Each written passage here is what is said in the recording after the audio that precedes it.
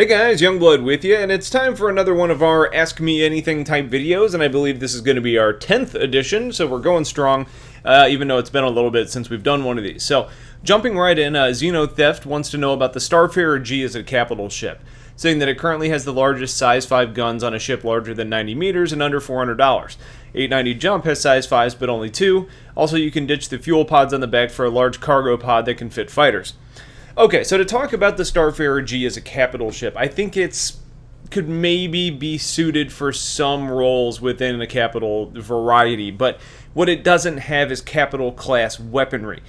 Yes, size 5 are big guns, but it's not going to be the same as like the belly-mounted railgun that you've got on something like the Idris. It just doesn't really live up to the class of a capital ship.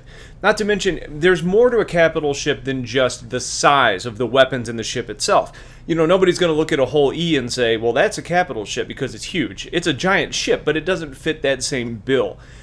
Basically, the interior layout and what the ship's purpose is going to limit it a little bit as far as being a capital ship.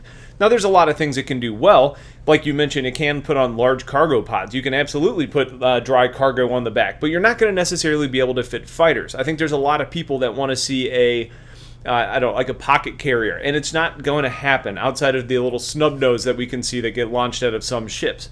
So I don't look at the Starfarer G as a capital ship. I look at the Starfarer G as a very capable ship, but that doesn't make it a capital ship. Trey Sebastian says, going to buy a joystick for Star Citizen but low on cash. Would a T16000M be my best option, or would you recommend the T-Flight HOTAS? Basically, is a better joystick or HOTAS better for Star Citizen? As far as that goes, I think it's going to really kind of depend on what you want out of it. Neither one of these is going to be set up as an outstanding HOTAS option. Those are going to cost significantly more. Overall, the T-Flight HOTAS is going to get you both pieces on one low price. You're going to have the throttle and the joystick, whereas the 16000M is supposed to just be a better stick, but you're not getting the throttle piece with that. Now, you can control that piece with your fingers on the keyboard, but ultimately, I think it just kind of depends. Do you want a slightly better stick, but not the actual physical HOTAS? Then probably get the 16000. But if you want both, the T-Flight HOTAS is supposed to be pretty good. For me, I use the X52 Pro. There's a lot of people that use kind of slightly more advanced versions, and I think it's just going to depend on where your budget is. If you are interested in playing with a joystick and kind of having that option to use the throttle, then I think the T-Flight HOTAS is a really good option for you. It's ultimately, when I talk about recommendations for controllers, though, it doesn't make a huge difference in what you use as long as you get comfortable and proficient with whatever you are using, because that's going to matter most. Whatever you're limiting yourself to or giving yourself, that's what you have to practice with, and that's how you're going to get better regardless of what you're using. Brassel says, I have a question. Do you know if they're currently planning on having us pay a hangar fee even on the hangars that we own? Right now, there's not a good, clear option or answer on that. Early backers were supposed to get theirs for free. Other things that I've read make it sound like the starting hangar is free. I'm not sure where we stand today. My hunch is that whatever your initial hangar is going to be, that one's probably going to be free. But if you start to kind of branch out and expand across the universe, those you're going to pay for. You know, even if you've got a, industrial hangar, which means you have access to all 4, you're not going to have 4 free hangars that you can just drop anywhere you want. At least that's not my impression of it. I think you're probably going to end up with 1 free kind of home base hangar, and anything else that you add, you're probably going to pay for. Again, that's just kind of my speculation because I've seen CIG be a little wishy-washy on that. So it's hard to say where that one's going to really end up at the end. Robert Bratton says, what do you think about larger ships like the Vanguard having multiple shields? Your thoughts? I like the idea of multiple shields, and I think this could be read as in two different ways.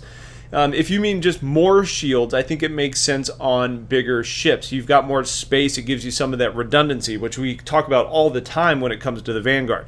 Having backup systems that are going to allow you to take damage and continue in your fight. It makes sense the bigger the ship gets, and the Vanguard's a pretty big fighter. So when we start talking about things like the Constellation, and then the Starfarer Genesis, and then the, like Carricks and those types of ships. There's more room to house that type of thing, so I think it makes sense. As far as more shieldings, some ships only have 2 shieldings. You've got front and back. Then you've got other ones that are front, back, left, and right. Then you get other ones that have 6 shieldings, which is front, back, left, right, top, and bottom. What that's going to do is that's going to allow you to kind of prioritize your shields better. It's not necessarily going to make you stronger, but it gives you different sections that you can kind of set your settings to kind of give you a better, support plan as you're engaged in engagements. So I'm a fan of multiple shields. I think it opens up better gameplay, and I think as far as the lore and the design of ships, it makes sense. Jason Taylor says, I have a Constellation Phoenix. Should I upgrade it to a Carrick when it comes back on sale? That's a tough question because I look at them as being pretty different. The Carrick right now is one of those ships that's rapidly climbing the Youngblood scale of approval. It does a good job with cargo. It obviously does a good job with exploration. It's got some pretty decent weaponry on it. It's got a rover and a snub nose to it. It's borderline capital class, and I know I'm kind of being a hypocrite there when I say that the Starfarer G isn't a capital ship. But it's a military spec explorer ship. Whereas when we look at the Constellation Phoenix, it's essentially a constellation, which is a great ship. Don't get me wrong. I love the Andromeda, and I think all of them have a lot of value. The thing that you're getting into here is the Phoenix is a very specialized role. It gets some of the variability of some of the other variants. But as far as what it can do and what it brings to the party is different from almost every ship in the game to date. It's a luxury ship. It's designed really to do well with transporting people and taking on that VIP transportation type of role. You're probably not going to be able to take dignitaries in a Carrick the same way you would be able to in a Phoenix. So I think overall the Carrick is a much better option because it gives you a lot more that you can do in game. So from that perspective, and I'm always a huge fan of versatility, I say go for the Carrick. But if you like limited ships, or you like the super luxury, or you like that kind of niche role that the Phoenix, and really only the Phoenix right now is going to fit, and I'm saying that under the 890 because the 890 kind of does the same thing. I would say then the Phoenix is a good choice. But if you value that versatility a little bit more, or you want that kind of more mil-spec ship, then the Carrick's going to be a better bet for you. Z Pero says, I picked up an Avenger Titan during the anniversary sale. See no purpose in keeping my original game package, which was a Mustang Alpha. He also ends up buying the Car2 Wall. So it's kind of a long question here, but basically wanting to know how he can do a little bit of everything and what he should keep. So what I would say is, if you're wanting to just keep 2 ships right now, and I guess I should say this real quick, is don't melt your Mustang because that's got your package in it. So if you melt that, you're not going to be able to really play the game. So you're going to have to do CCUs. So what I would say is, you've already got the Car2 All, which is a light fighter. You've got the Avenger, which is a light fighter. Now granted, the Avenger's going to do a better job than the Car2 All is as far as the cargo transport is concerned. And it can obviously be kitted out to do bounty hunting. But as far as combat is concerned, they're in kind of the same category. Car2 All should be faster. It might have better shields. But as far as how it actually flies, we're not going to know until we get into it. But you're talking about versatility. You want to be able to do a little bit of everything when the game launches. And I think with that in mind, if you're looking just to keep 2 ships to start the game, I would say consider melting that Avenger and upgrading to a Freelancer. Upgrading your Mustang to a Freelancer, because then all of a sudden you've got your nice light fighter, and then you've got your nice mercantile ship that can take on a lot of different roles. Or if you want a little bit more versatility, if you want to keep it in kind of that fighting class, you could then consider upgrading your melt the Avenger, keep the Mustang, but CCU that into a Cutlass, leaving you with a Cutlass and a Car2 All. So those would be some things that I would consider playing with, and I think that gives you more versatility in your fleet and probably would be a good choice for you as the game goes on. But kind of try and think about what situations you want to be in and how you envision yourself playing, and that'll kind of help to focus your, what you want to do and what ships you end up taking. Merchant Ivory says, I really enjoy MMOs for the enjoyment of seeing so many different people in cities and towns, space stations, etc. What is the universe broken up, or how is the universe broken up? Can hundreds of people be in a city or space station? I'm a little lost because I guess Star Citizen isn't just one big universe. So this is basically a question about instancing and what you're going to see when you're planet side.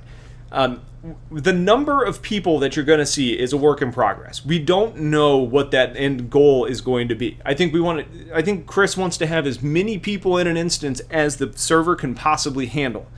That being said, though, there's going to be a limit. So there may be 10,000 people playing in Terra, They may all be in Terra at the same time. There's obviously not going to be an instance that's going to support 10,000 people. So it's probably going to be broken up into a couple hundred instances with those people somewhere scattered around Terra. Now, there's going to be additional things in there to consider, like for the fact that we know that human players are going to be about 10% of the overall universe. So at 10%, if there's one person in an instance, you may end up seeing 9 NPCs in there. So if you get 10 people, it ends up being 90 NPCs. So I think when you go places, it's going to look very populated. It's going to look very busy. But the number of players is going to be limited based on what the Galaxy server can actually handle as far as assigning people into different roles. Now, the instances are going to work based on your party.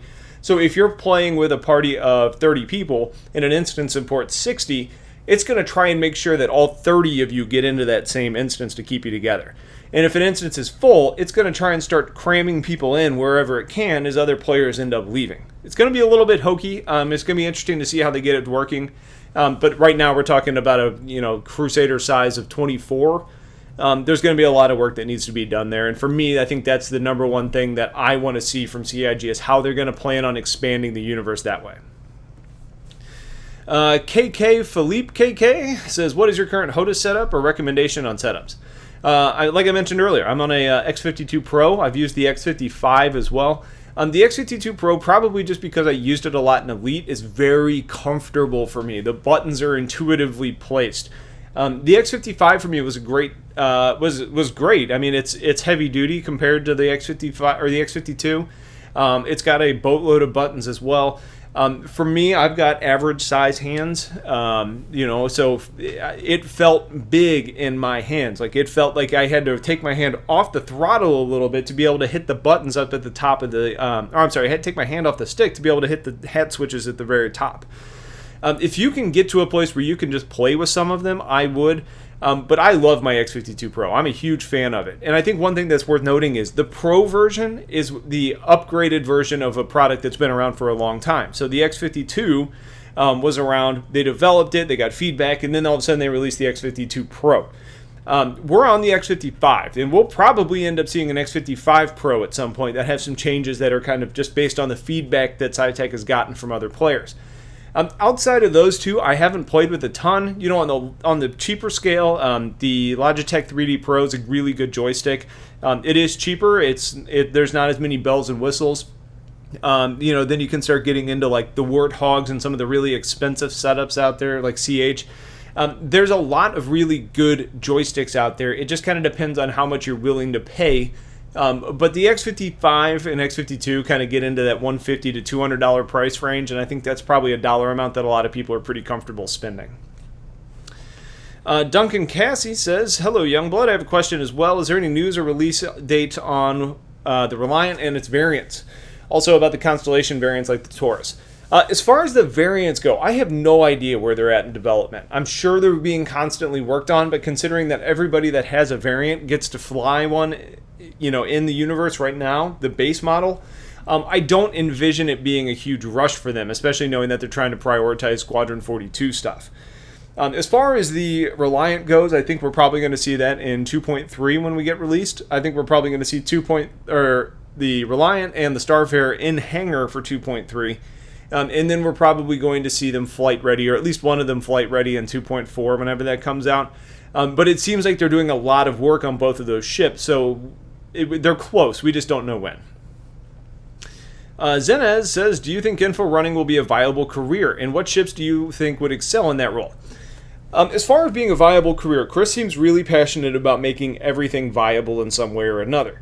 Now, is becoming a really good info runner going to be as easy as becoming a really good cargo pilot? Probably not. It's going to be harder because you're going to have to figure out how you can play that role. Cargo is really intuitive. Mining is really intuitive. Bounty hunting, to an extent, is really intuitive. Info running becomes a little bit more challenging unless it's actually built very simply into the game. Take a mission, get information, run it from point A to point B. Then it's essentially a transport mission. But as far as other ways to play it, going out stealing information, whether that be from orgs or from NPCs, that's going to take a little bit more. I still think it will be a viable career, but I think it's going to be more challenging to make a real buck at it. As far as what ships are going to excel in that role, The Herald was pretty much custom built for that role. So if you have an interest, that's the ship you want for info running. I think most of the info or the electronic warfare ships should do a good job too. Now, not necessarily like the Avenger or the Avenger Warlock, because that's an EMP ship, but something like the Vanguard Sentinel should do pretty well. And then there's other ways of thinking about info running, like a courier, like a 350R or an M50. Go really fast from point A to point B. Now, that may not necessarily be intercepting a signal and taking it, but if you're just talking about taking an envelope or a CD or whatever futuristic disk we have from, point A to point B, then a small, fast racer would do really well. Salamander Helix says, in the PU, what will be the time investment for larger ships like a Javelin or Idris? I have no idea, because the last thing that we heard was a Constellation is going to take about a week to earn, and that's old information. And when they say that, are they talking about the Taurus, the Andromeda, the Aquila, the Felix? We don't know. Are they talking about a week of playtime, a week of real life time? What about different skill levels? What about people starting with bigger ships that can do more cargo transport? We don't know a lot about it. I assume something like a Javelin or an Idris is going to be an end game for a lot of people, so I think it's going to take a very long time to end up earning one of those. Big Bad Link says, will there be head tracking implemented into Star Citizen? Yes. Track IR, free track, all that kind of stuff.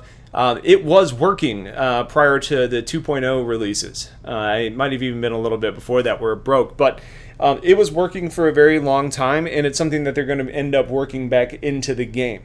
Also, virtual reality like Oculus implementation, that's going to be something they're going to be putting in as well. So absolutely, but an ETA, I don't think we know. Green Scorpion wants to know how old I am. I am 31 years old. The German Doctor says, I love you, say hi to me. Hello, the German Doctor. And Leo Anderberg says, can you make a video of the Idris? Well, if you want to buy me an Idris, I can certainly make you a video on it. I'll make you all you want. But that's one of the nice things about our organization. We got a lot of generous, friendly people that trust me, so I think I have access to just about any ship to do a video on. So if we're talking about like a walk around, as soon as it's hangar ready, you can bet your sweet ass that there's going to be a video on it. As far as just where it stands today, yeah, I'll consider it. I'd like to get a little bit more information to really talk about it, because that's something they're working on heavily. So I have hesitation to do a video on it now, knowing things could change a lot soon. So that's all the questions for this. One quick update for you guys. Thanks to the overwhelming generosity of those of you that support me on Patreon, I just wanted to go ahead and shout out and say that we're going to now have 1440p content coming very soon. One of the limiting factors for me was my monitor at 1080p. And also thanks to the generosity of patrons and you guys that support me just through the YouTube channel as well. I've been able to upgrade my GPU as well. So now we're at a point to where I can actually, well, as soon as the monitor gets here, I think it's going to show up from Newegg like tomorrow or Saturday. But as soon as that monitor actually gets here, I'm going to start filming in 1440p.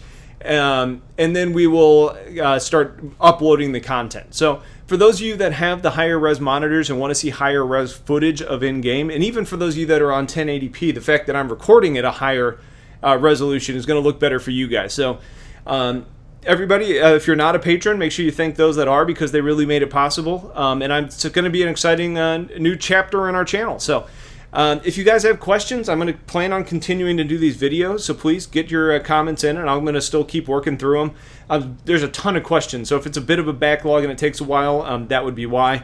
Otherwise, I'm going to go ahead and wrap this up. I've been rambling for about 19 minutes now, so thanks for watching, guys. Stay tuned for a whole lot more content, and I will talk to you real soon. Take care.